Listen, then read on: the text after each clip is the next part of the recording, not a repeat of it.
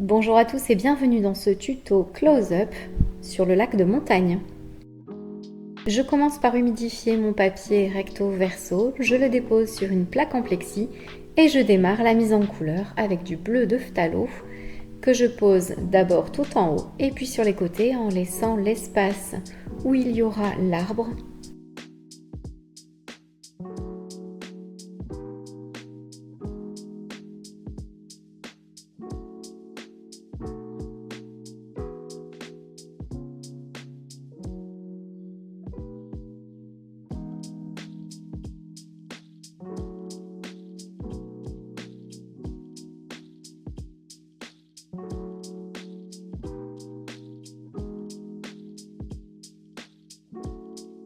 Après avoir foncé le ciel avec un peu de bleu de phthalo, je prends du gomme-goutte et je le dépose par petites touches vraiment légères sur mon papier humide.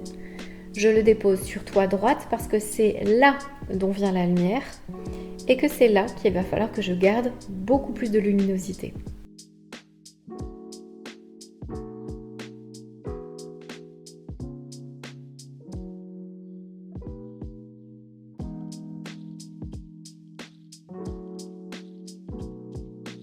Une fois que le jaune est globalement posé, je prends un peu de rouge quinacridone que je mélange avec et je viens le déposer plutôt vers la gauche et en bas, idem par petites touches pour apporter du relief.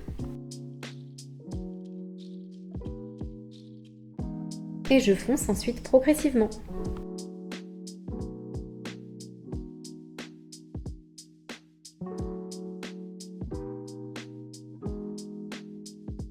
Je dépose le reste de peinture que j'ai sur mon pinceau au pied de l'arbre plutôt vers la gauche et sur le reflet. Donc ça veut dire que je viens déposer par touche horizontale la couleur. J'enchaîne ensuite avec les montagnes et je viens déposer d'abord les ombres par petites touches et orientées à peu près de la même manière. Pour cela, j'utilise un mélange de bleu outre-mer et de rouge quinacridone.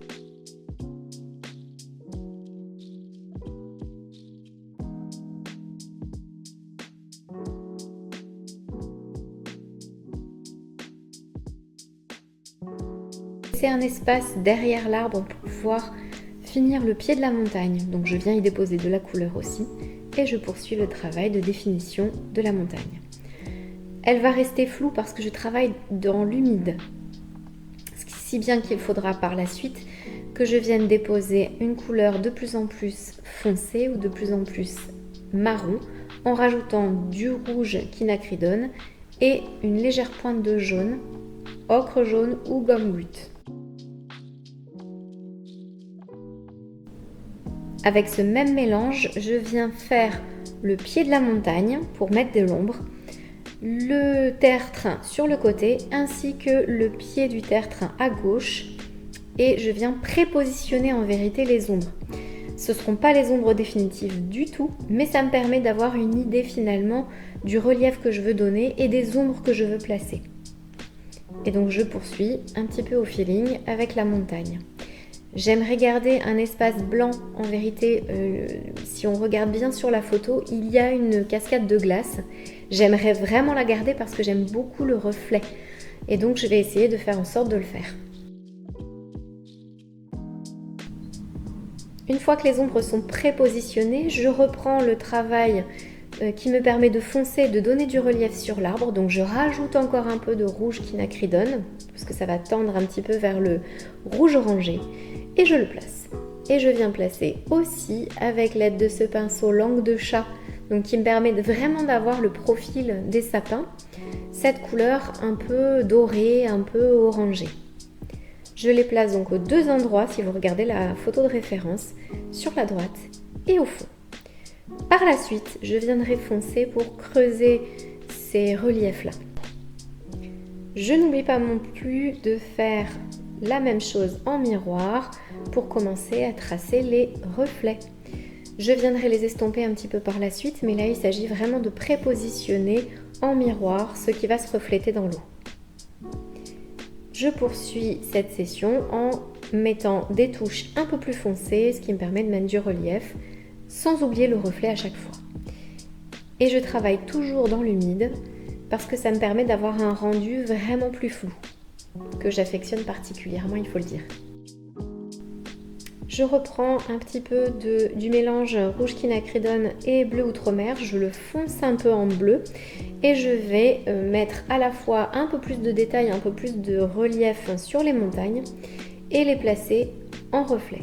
Et je poursuis mon travail vraiment en plusieurs phases successives en reprenant progressivement les ombres, les couleurs pour creuser, donner vraiment du relief. Alors ça peut paraître être clairement dans le désordre. L'avantage c'est qu'effectivement de revenir, de faire des allers-retours comme ça me permet de voir l'évolution de la diffusion des pigments et donc d'avoir finalement un résultat beaucoup plus précis. J'enchaîne ensuite avec la poursuite du reflet et évidemment le ciel se reflétant dans l'eau, il est le moment de mettre du bleu de phthalo que j'ai mélangé un tout petit peu avec du jaune.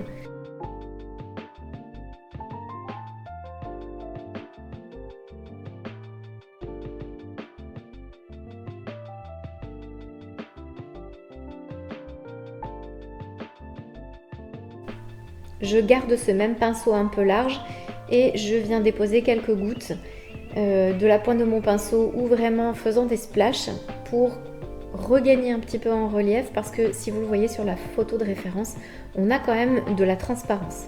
Donc l'idée c'est pas du tout de le faire contrairement à l'aquarelle précédente, c'est vraiment de le suggérer. Donc juste quelques splashes ça va très bien, c'est suffisant et on voit qu'il y a quand même des éléments de transparence qui commencent à apparaître.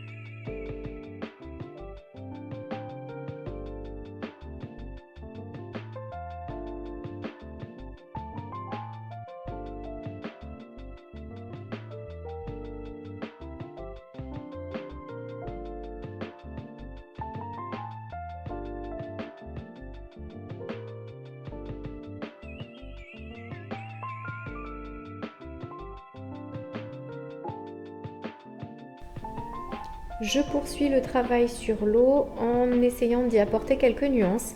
Donc je vais réserver l'espace central pour mettre en place les reflets des montagnes qui seront vraiment précis.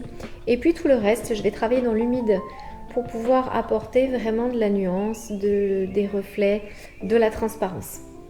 Donc là j'ai fait un mélange bleu de phthalo avec un tout petit peu de jaune et je viens positionner les éléments un peu plus foncés.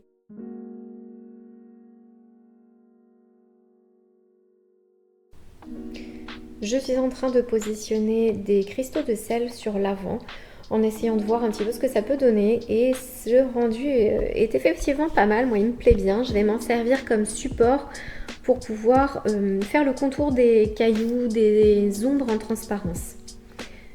Je reprends ensuite de manière beaucoup plus précise mon aquarelle sur la montagne et là je travaille cette fois dans le sec avec un mélange de sépia et d'un tout petit peu de bleu outre-mer.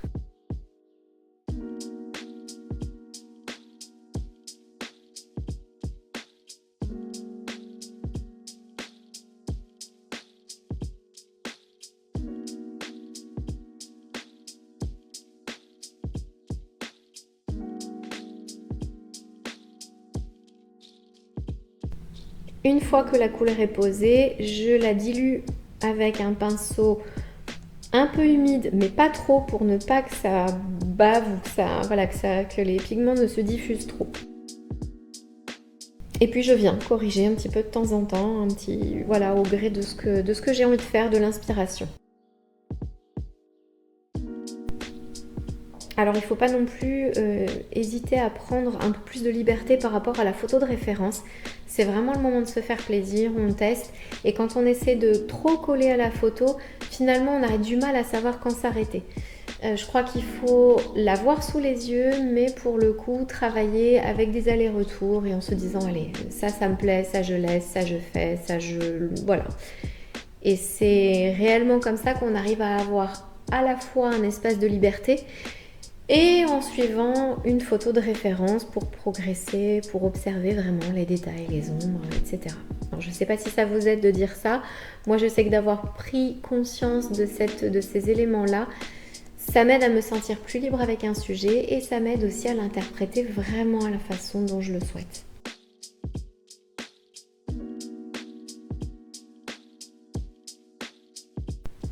Et donc là, je poursuis toujours les ombres, les reliefs et j'alterne pinceau sec mais pigmenté et un pinceau humide pour estomper, donner un peu de rondeur, un peu de douceur à tout ça.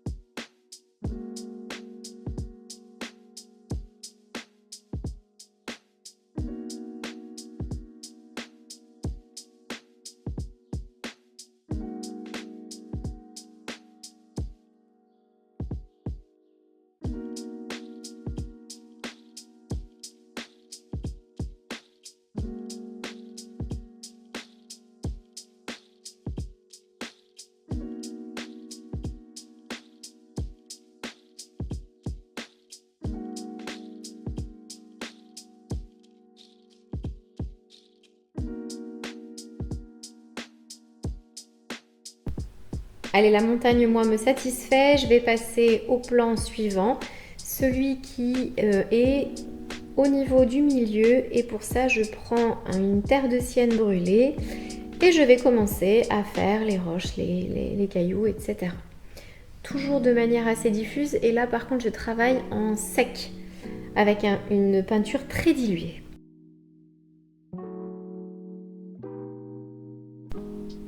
Et évidemment, je n'oublie pas de faire en miroir le reflet dans l'eau. Il faut vraiment que ça se travaille, pour moi en tout cas, en même temps. Ça me permet vraiment d'avoir un effet vraiment symétrique. Et pour ça, je n'hésite pas à remouiller plusieurs fois l'eau, la feuille, pour que les pigments se diffusent et d'obtenir un effet flou dans l'eau.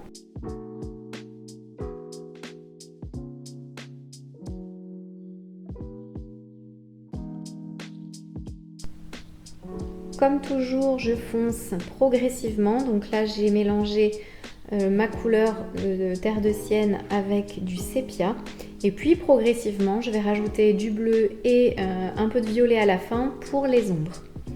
Donc là, il s'agit vraiment de faire du relief et je vais disposer un petit peu partout, sans oublier le reflet que je suis en train de faire.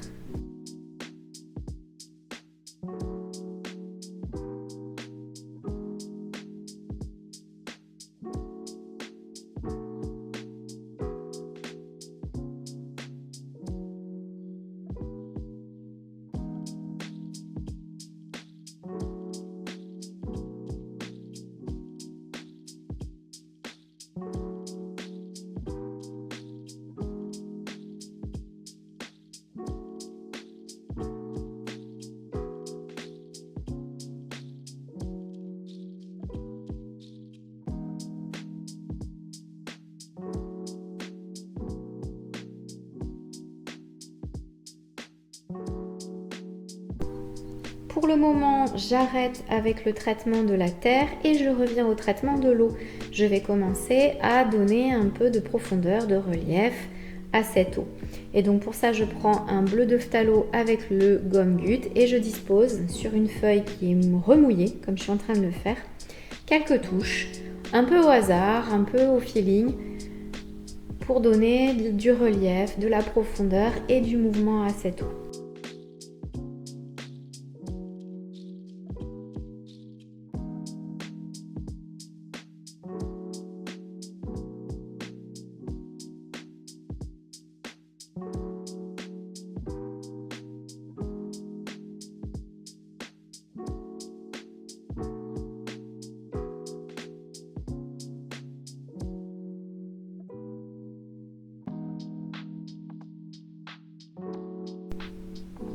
Je rajoute du bleu dans mon mélange et un peu de rouge quinacridone et je suis en train de tracer en reflet les reliefs de la montagne. Donc on commence à voir se dessiner un petit peu le relief et je fais super attention à laisser le blanc de la cascade, quitte à repasser par-dessus avec un pinceau sec pour absorber les pigments en trop, parce que vraiment j'aime beaucoup ce reflet.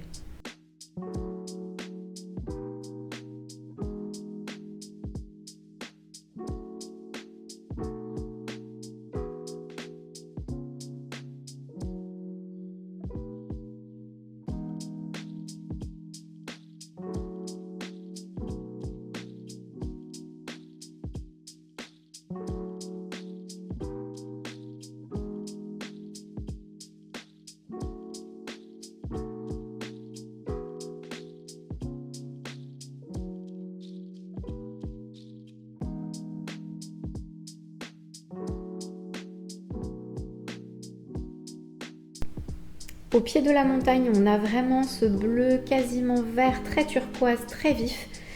Et donc je vais le replacer un petit peu partout, soit par petites touches, soit là où il est, donc c'est-à-dire sur les arbres au milieu. Et je vais assez peu finalement les diluer avec de l'eau pour pouvoir garder ce côté un peu structuré aussi.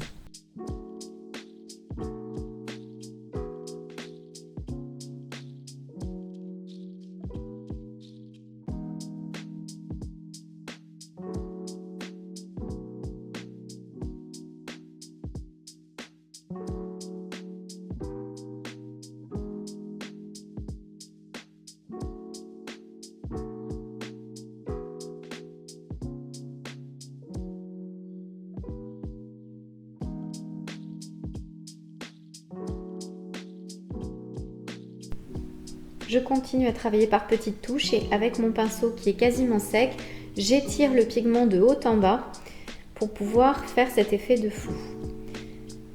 J'en ai terminé pour l'instant, il faut que ça sèche, donc je reprends les arbres au fond avec beaucoup plus de rouge quinacridone et je les dépose vraiment sur le côté gauche des arbres pour pouvoir ombrer, donner du relief et de la profondeur. Évidemment, je poursuis en faisant la même chose avec le reflet. Sauf que cette fois, je le floute un peu. Et donc, je n'hésite pas à remouiller un petit peu quand mon papier est sec.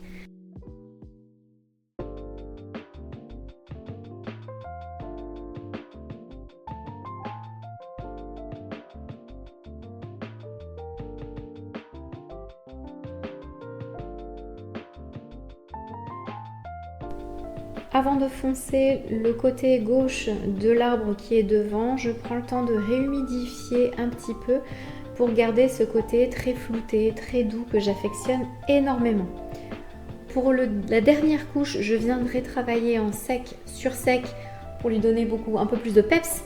Mais là, j'ai pas du tout envie de ça pour l'instant, donc je m'emploie à de la douceur, de la rondeur, tout en ayant quand même du relief.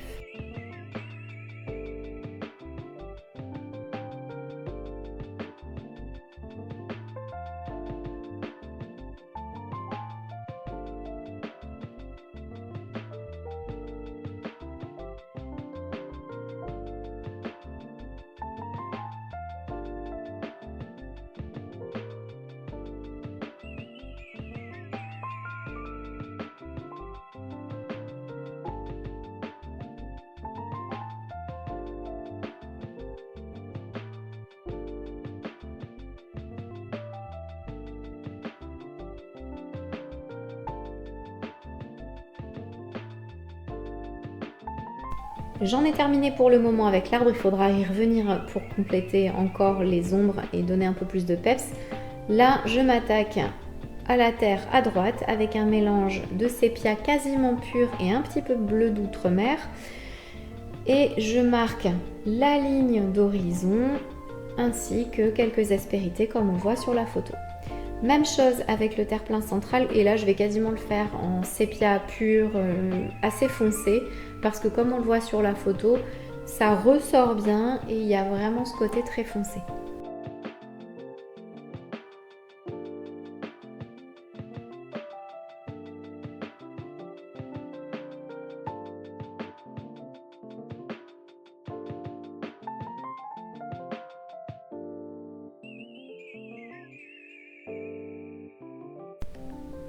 Allez, on fait la même chose à gauche. Je commence directement par tracer la ligne qui est à fleur avec l'eau parce que c'est là que c'est le plus foncé, c'est là où il y a le plus d'ombre. Et puis après, je viens faire des aspérités un petit peu partout pour donner un peu de vie à cette bande de terre sur la gauche. C'est un peu n'importe comment, c'est un peu désordonné, voilà, c'est vraiment au feeling.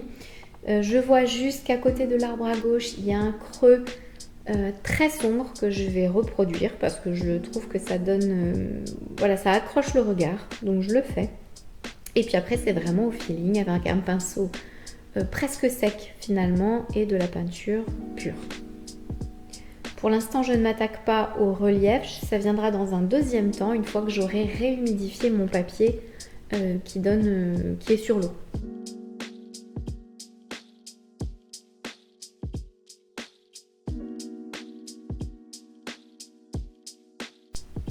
Je rajoute quelques détails en rouge quinacridone assez foncé, bon mélangé avec du jaune quand même. Et voilà, ça c'est un peu mon défaut, j'aime bien les détails, les petites choses un peu précises. Vous n'êtes absolument pas obligé de le faire, moi c'est vraiment par plaisir de le faire comme ça. J'en rajoute en bas, ça me permet de gagner en relief.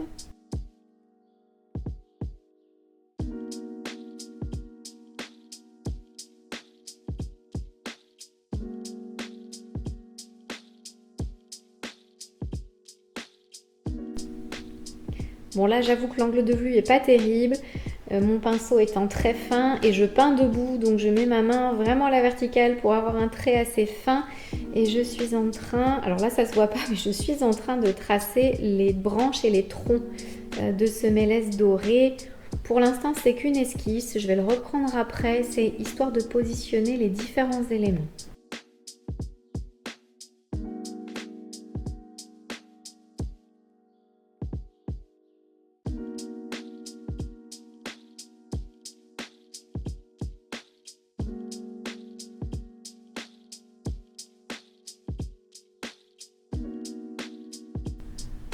Alors je ne l'ai pas précisé, ça se voit peut-être un peu mieux maintenant, mais je laisse des trous parce que les branches, on ne les voit pas en continu, il y a parfois où elles sont derrière les feuilles. Donc il faut imaginer qu'il y a une continuité et puis que j'arrête régulièrement. Et avec cette même couleur, je viens créer un creux au pied des arbres à droite. Donc je remonte surtout pas, c'est vraiment le dessous, en imaginant que c'est de l'ombre que je viens déposer. Même chose au milieu, je fonce là où il y en a besoin par petites touches, vraiment plus foncées pour attirer le regard et puis pour donner un peu toujours du relief et de la profondeur en vérité.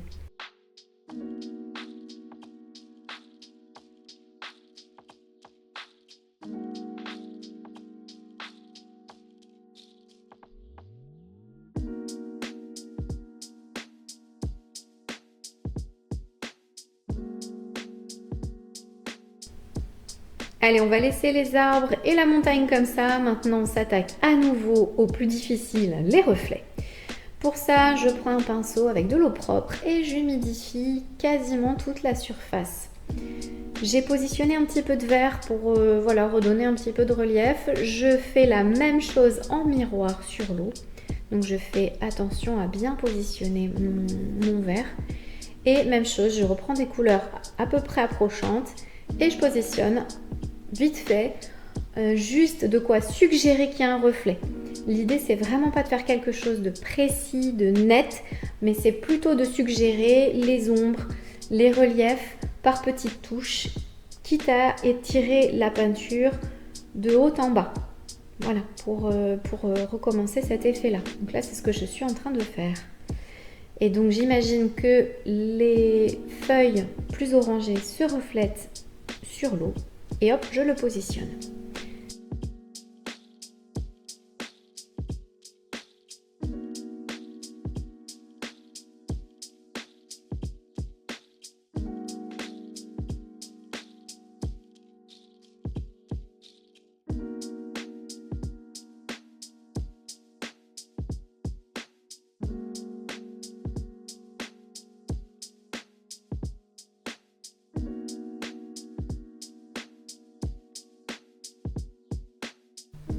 Donc là, vous voyez que j'alterne en fait entre le pinceau plus large, plat pour réhumidifier et le petit pinceau beaucoup plus précis pour déposer la couleur. Et j'alterne comme ça en permanence pour étirer les pigments, pour vraiment donner cette illusion de reflet dans l'eau.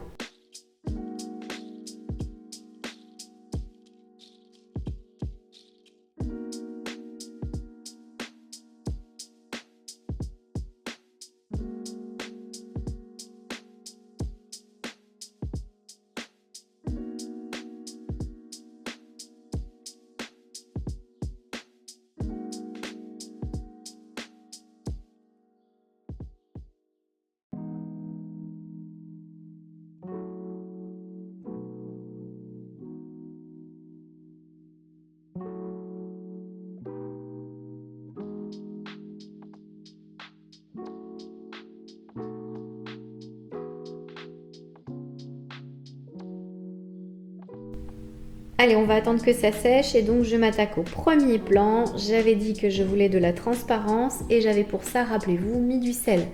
Donc je vais me servir des aspérités créées par le sel pour créer des reflets de rochers, de la transparence. Donc j'ai pris un mélange, donc le bleu de phthalo, le gomme goutte et j'ai rajouté du sépia dedans. Donc ça donne une teinte un petit peu vert foncé, quelque chose comme ça. Et je vais souligner simplement pour l'instant le bas de mes cailloux, donc le bas de toutes les aspérités. Et je fais attention quand j'arrive sur la gauche à ce que par contre là cette partie soit humide pour que ça devienne flou. Ce qui fait que ça donne un effet net sur l'avant, vraiment en bas à droite, et plus flou sur la gauche. Donc ça renforce, si vous voulez, l'esprit de profondeur. Donc pour faire mes cailloux, je reprends ça, je mets des petites touches, voilà. Et puis progressivement, je vais venir étirer vers le haut pour étirer l'ombre. Donc là, je trace vraiment des lignes en bas et avec un pinceau, juste trempé dans de l'eau claire, un petit peu humide mais pas trop. Hop, j'étire pour donner l'illusion du 3D des roches.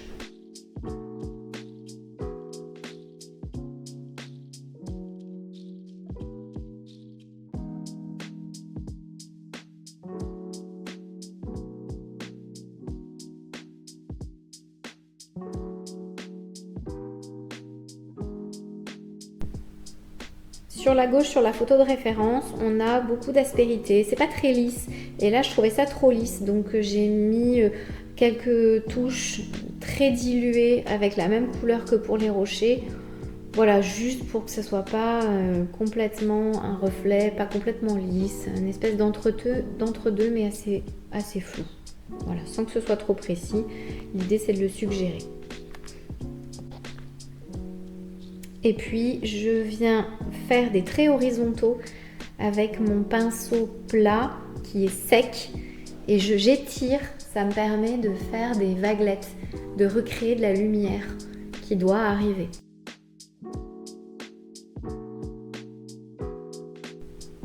En attendant que le bas sèche, je reprends pour donner de la profondeur, de l'ombre en haut à gauche avec un rouge quinacridone que je mélange avec un peu de violet ou un peu de bleu, pas grand chose, mais un tout petit peu pour le foncer. Et je le dépose surtout à gauche. Si on regarde bien la photo de référence, le soleil vient, la lumière vient de la droite, donc tout ce qui est ombre se retrouve sur le côté gauche des arbres, le côté gauche des montagnes, etc.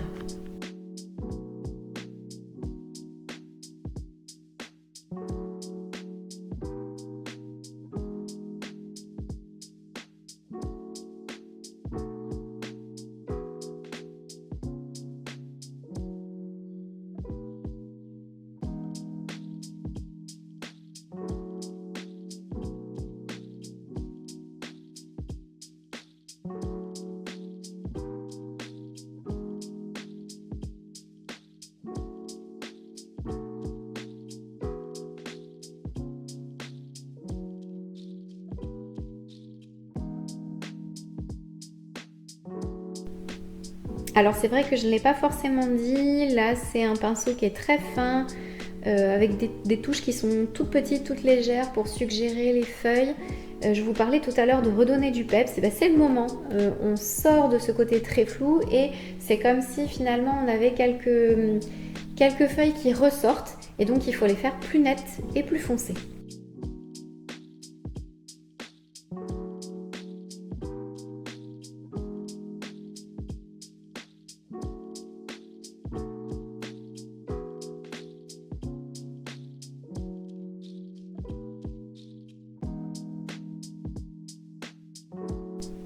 Je complète avec un peu de jaune pur pour ramener de la lumière. Voilà, alors ça c'est vraiment de la finition, c'est comme vous le sentez, là c'est vraiment à l'instinct. N'hésitez pas, faites-vous plaisir, c'est le moment.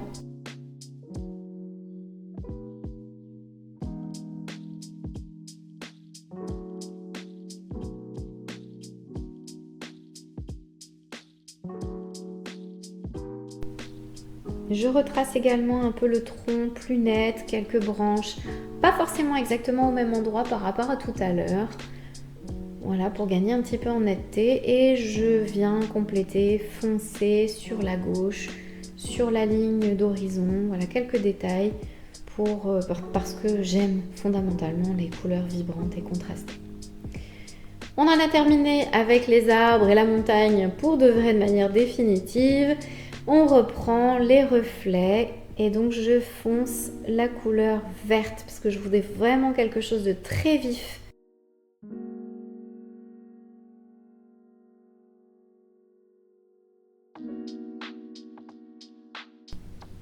La couleur, je la dépose par touche horizontale que je vais venir flouter après à certains endroits mais pas partout.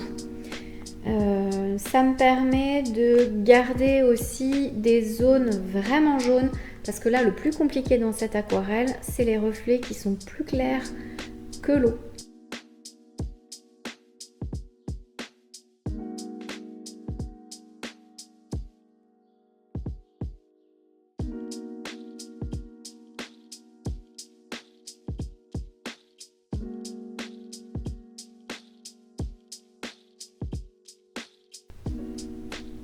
Donc le fond est très flouté, donc ça veut dire que j'ai pris un pinceau et je suis venue essayer d'étirer la couleur, voire rajouter de l'eau.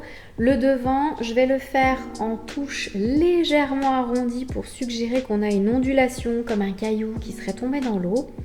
Et plus ça va, plus je vais arriver vers le bas de l'aquarelle, moins je vais venir flouter. Donc là ça se voit un petit peu, je vais repasser par derrière et refaire d'autres éléments.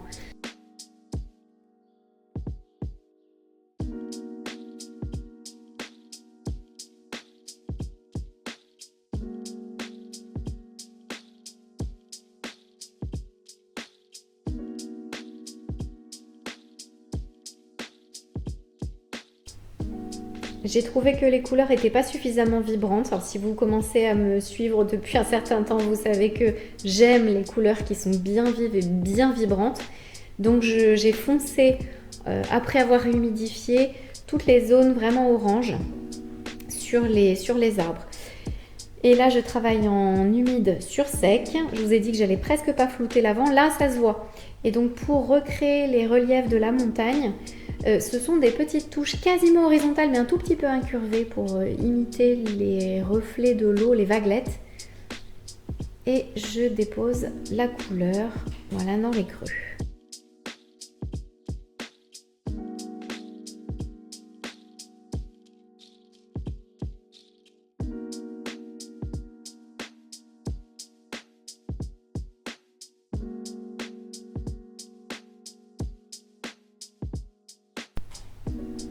Alors je viens de réhumidifier l'avant avec mon pinceau Soft Aqua de chez Raphaël et parce que je trouvais que c'était toujours pas suffisamment vibrant et donc je remets du bleu de phthalo et du gomme Gut sur l'avant simplement.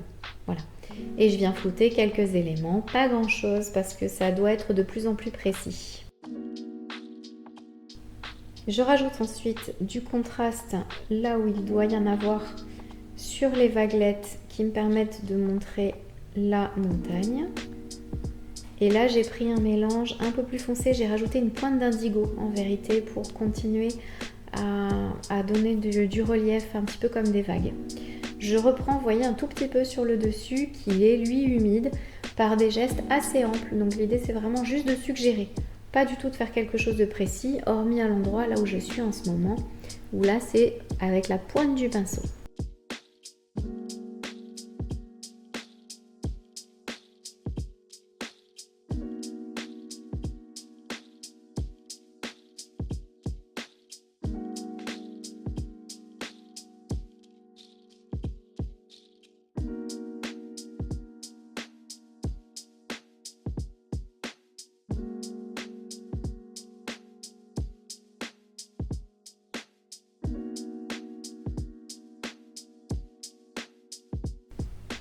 J'ai fini les reflets, les reliefs, maintenant je vais m'attaquer à nouveau à la transparence. Donc avec un pinceau très fin et une peinture très diluée de sépia, je vais venir faire comme s'il y avait des bouts de cailloux. Donc je ne fais pas le tour complet, simplement le dessous, juste pour suggérer l'ombre de plus en plus. Et j'en dispose un petit peu partout, là où j'avais déjà fait un peu plus foncé et dans les zones où il n'y a rien. Et plus je remonte vers l'aquarelle, donc plus c'est censé être loin, plus les cailloux sont évidemment petits, légers et vraiment flous. Quelques projections pour rajouter un peu de texture. Je fais quelques corrections sur le reflet. Donc ça c'est au feeling aussi, vous qui voyez. Moi j'aime toujours le contraste, donc j'ai un peu le vilain défaut d'en mettre partout. Et c'est vrai que j'aime beaucoup rajouter de l'ombre, des couleurs foncées, des couleurs vives. Donc là, c'est vraiment du détail. Et je termine en vérité par le tronc, assez flou. Donc des petites touches sur les côtés.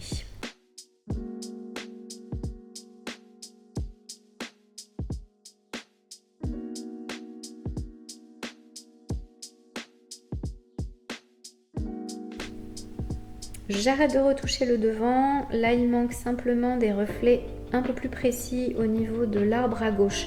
Donc j'ai réhumidifié et j'applique une couleur pure sur quelques endroits seulement, le tronc qui est vraiment flouté et les moments de creux, donc 3-4 touches comme ça le long de la ligne.